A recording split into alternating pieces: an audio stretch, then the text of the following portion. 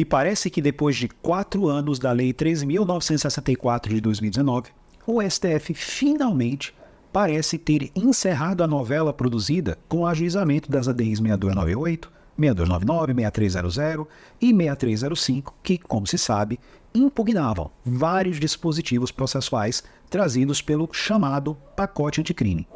Apesar das legítimas opções que poderiam ser discutidas politicamente, feitas pelo Congresso Nacional, o resultado do julgamento não foi dos melhores, no sentido principal do aprimoramento do sistema de justiça criminal brasileiro.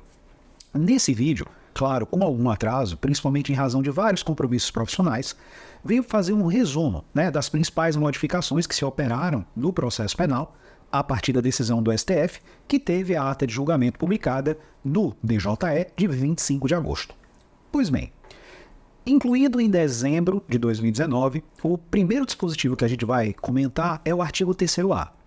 O artigo 3º-A, ele dizia, ou melhor, digamos assim, ele tentava incutir no judiciário brasileiro que o processo penal ele deveria ter estrutura acusatória, coisa que, diga-se de passagem, na prática, não era nada verdadeiro. Esse modelo, como se sabe, o acusatório, ele depende de uma mudança de cultura. Ele depende da alteração da posição do juiz, de ator, para o espectador do jogo processual, para um árbitro das garantias processuais. E esse processo passa a ser desenvolvido pelas partes, que devem elas ter a gestão das provas, acusador e acusado. No entanto, vejam, o STF decidiu que, apesar do referido dispositivo ele ser constitucional, lógico, e do conteúdo que ele está exposto ser constitucional, a parte em que ele veda ao magistrado substituir a atuação probatória do órgão acusador precisa ser lida de uma outra forma. O Supremo decidiu que ainda é possível, que ainda é permitido ao juiz, aspas, pontualmente, nos limites legalmente autorizados, digamos assim, fecha aspas, determinar a realização de diligências suplementares para o fim de dirimir dúvidas sobre questão relevante para o julgamento do mérito. Ou seja, na prática, manteve-se de forma inalterada, de forma incólume, o absurdo do artigo 156, inciso 2º do Código de Processo Penal. Como se sabe, se analisado o CPP da forma como está, a dúvida ela autoriza que o juiz tome 2 caminhos. Ou ele absolva direto o acusado, em função do princípio do indúbio pro réu, ou que ele determine de ofício a produção de provas para dirimir essa dúvida, desde que se trate, na visão dele, de uma questão relevante. E claro, o artigo 3º-A, ao impedir que o juiz substituísse a atividade justamente do acusador, ele acabava que implicitamente revogava o artigo 152, inciso 2º. Então, na prática, o que o Supremo Tribunal Federal fez com essa decisão é convalidar o dispositivo do artigo 156, inciso 2º. No entanto, o inciso 1º do artigo 156, que possibilitava ao magistrado, por exemplo, determinar de ofício, antes mesmo de iniciada uma ação penal, a produção antecipada de provas que ele, mais uma vez, considerasse, aspas, urgentes, relevantes, esse não foi abrangido pela decisão do Supremo. E aí é uma percepção minha, nesse ponto parece-me que com a declaração de constitucionalidade do artigo 3º-A, ele teria sido revogado implicitamente, o que é um pequeno bônus. Por sua vez, passando a celeuma do juiz de garantias, eu posso dizer o seguinte, a partir da decisão do Supremo, ele foi simplesmente mutilado. Perdeu-se grande parte do seu sentido, do seu objetivo, da sua finalidade. Explico. Vejam, apesar de ter sido declarado constitucional pelo Supremo, em síntese, ele teve a sua atuação mitigada, visto que a sua competência agora, ela cessa com o oferecimento da denúncia, e não mais com seu recebimento, como estava colocado na lei. Pior, os elementos informativos colhidos de forma inquisitiva lá no inquérito, ou seja, as matérias que eram de sua competência exclusiva, agora serão remetidas ao juiz da instrução, que, claro, ainda poderá utilizá-las na fundamentação de suas decisões, não alterando nada, diga-se de passagem, da realidade que hoje presenciamos no processo penal brasileiro, e principalmente em como a jurisprudência tem interpretado o artigo 155 do CPP. O juiz de garantias ele seria uma tentativa de redução do chamado viés confirmatório, ou seja, de fato, a situação de que a primeira impressão é aquela que fica. A partir da exclusão física dos autos do inquérito, que ficariam acautelados lá no juízo de garantia, dar-se-ia, digamos, uma maior eficácia ao devido processo e a própria imparcialidade, no seu sentido de alheamento do juiz, que não seria, claro, contaminado por um envolvimento prévio, anterior, como o caso na fase pré-processual. Isso significaria o que a doutrina chama de originalidade cognitiva e passaria o magistrado a decidir exclusivamente com base nas provas colhidas no contraditório judicial. Percebam, um juiz contaminado pelos elementos de inquérito não significa que seja um juiz ruim, não é isso, não está discutindo o mérito do magistrado, mas é fato que ele já tem uma imagem sobre a culpabilidade do acusado. E, por certo, a instrução acaba sendo uma ilusão, um jogo de cartas marcadas, um mero meio de confirmar algo que o julgador, de uma certa forma, já tinha por certo, antes mesmo do início do processo. Isso, infelizmente, não será mais possível por conta da decisão do Supremo.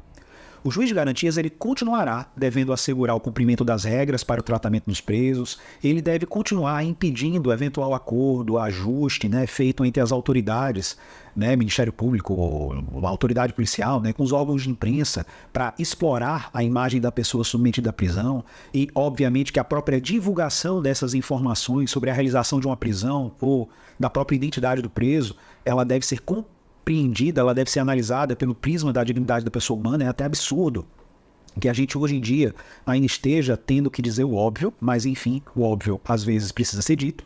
E outro elemento importantíssimo da decisão do Supremo é que se compreendeu que o juiz de garantias ele não será aplicado nos processos de competência originária, ou seja, naqueles onde há foro por prerrogativa de função, nos processos do júri, nos casos de violência doméstica e familiar e, por fim, nas chamadas infrações de menor potencial ofensivo. E se permitiu uma modulação, houve uma previsão de um prazo de 12 meses a partir da publicação da ata do julgamento, que a gente acabou de falar no início do vídeo, para que ele seja implementado em todo o país. No entanto, esse prazo ele pode ser eventualmente prorrogado por igual período e, nesse caso, é preciso autorização do Conselho Nacional de Justiça. Outra mudança que pelo menos eu considero extremamente equivocada, é que na audiência de custódia, a lei dizia que ela deveria ser realizada no prazo máximo de 24 horas da prisão. Seja ela uma prisão em flagrante, seja por mandado de prisão provisória, o fato é, ela deveria ser realizada, a audiência de custódia, em até 24 horas. E também se vedava expressa e taxativamente que essa audiência de custódia ela fosse feita por videoconferência. Agora, esse prazo pode ser relativizado quando houver, aspas, mais uma vez, impossibilidade fática da realização dessa audiência. E, diga-se de passagem, também se autorizou a utilização excepcional, sem explicar o que seria excepcional, da audiência de custódia por videoconferência. Nesse caso, outro ponto importante e polêmico é o do que diz respeito à chamada prorrogação da prisão provisória ou de eventual medida cautelar.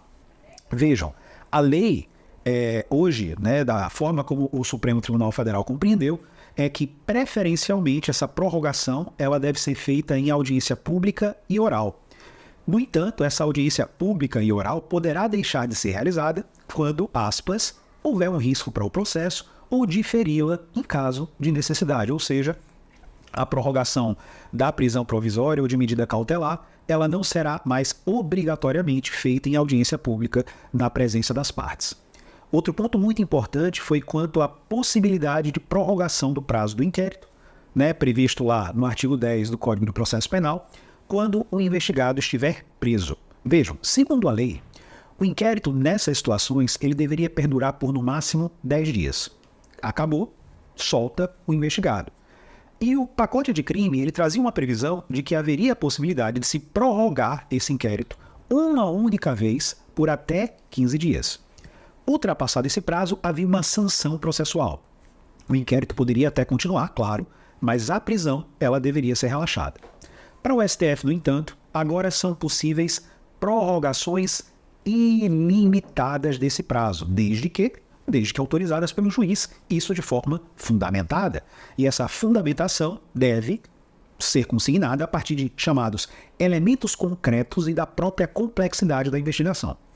Além disso, percebam a inobservância do prazo, que antes acarretava a necessidade de relaxamento automático da prisão, não mais implica, Ou seja, No final das contas, essa previsão, né, ela foi para o brejo. O parâmetro, nesse caso, o próprio Supremo deixou isso muito claro, foi o mesmo que já foi utilizado lá pelo Pretório Excelso nas ADIs 6581 e 6582, que foram ADIs julgadas lá em 2020, quando se compreendeu que aquele prazo, né, nonagesimal, aquele prazo de 90 dias previsto no artigo 316 do CPP, não implicava na automática revogação da prisão preventiva naquelas situações, devendo o juízo ser instado, né, a reavaliar a legalidade e a própria atualidade da prisão e de seus fundamentos. Então, né, mais um dispositivo do pacote de crime que acabou caindo por terra. No artigo 28, né, do Código de Processo Penal, modificado pelo pacote, a bagunça foi grande. O que dizia a lei? Dizia a lei que o MP agora ordenaria o arquivamento do inquérito diretamente e submeteria essa decisão ao órgão interno, no próprio parquê, que seria responsável por homologar a decisão de arquivamento. Havia também uma previsão de comunicação dessa decisão para a vítima, para o investigado, para a autoridade policial, e também a previsão de que a vítima poderia recorrer a esse órgão dentro do próprio Ministério Público, em caso de discordar, né, em caso de discordância. Isso era muito importante, porque retirava o juiz dentro de um modelo acusatório de processo penal da jogada e evitava que ele participasse dessa fase da persecução, o que era extremamente louvável, até porque, hoje em dia, né, com base no Código de Processo Penal anteriormente, o arquivamento ele é um ato complexo que depende do pedido do Ministério Público e da concordância do juiz, o que é um absurdo. Agora, o MP ele deve submeter essa sua manifestação, né, de arquivamento ao juiz. Foi essa a decisão do Supremo. E esse magistrado ele poderá, né, nos moldes da própria legislação anterior, encaminhar os autos para o Procurador-Geral ou para a instância de revisão dentro do próprio Ministério Público. Ou seja, na prática, além da vítima ou de seu representante legal, a autoridade judicial competente também poderá submeter a matéria, né, ao arquivamento, à revisão da instância competente do órgão ministerial. Claro, se a instância competente, né, que normalmente no âmbito do Ministério Público Estadual é o PGJ e no âmbito do Ministério Público Federal são as câmaras de coordenação e revisão, se eles entenderem pela manutenção da decisão de arquivamento, o juiz não teria mais o que fazer, afinal de contas, não existe mais procedimento judicialiforme, né, procedimento de ação penal instaurada pelo próprio magistrado no nosso país. E ainda, o STF declarou a inconstitucionalidade do parágrafo 5º do artigo 157 do Código de Processo Penal, que determinava o afastamento do juiz que conheceu do conteúdo de uma prova que foi eventualmente declarada inadmissível. Ou seja, o que se autorizou na prática é que um magistrado que tiver contato com uma prova e essa prova for considerada ilícita, ele pode continuar no processo e proferir sentença, pode proferir acórdão. Ou seja, o Supremo Tribunal Federal simplesmente ignora, né, o potencial que o conhecimento dessa prova ilícita pode causar na concepção do magistrado e na capacidade dele decidir o caso de uma forma imparcial. Como se vê, está tudo como dantes no quartel de Abrantes. Então, no final das contas, as grandes modificações trazidas, né, pelo pacote de crime no âmbito do processo penal, que foram impugnadas, né, a partir dessas ADIs, no final das contas, apesar do Supremo ter, em grande parte, compreendido pela constitucionalidade dos seus dispositivos, no final das contas, eu entendo que a emenda acabou sendo pior do que a proposta, né? Tomara que eu esteja equivocado, tomara que não haja uma captação, né, do próprio juiz de garantias, né, enquanto mecanismo de tutela, né, das garantias fundamentais no âmbito da investigação da fase pré-processual e que ele não se torne, infelizmente, na prática, mais um órgão da cultura autoritária e inquisitória que rege o processo penal brasileiro. Agradeço a atenção, me coloco para eventualmente dirimir ainda mais dúvidas. Um abraço grande e até mais.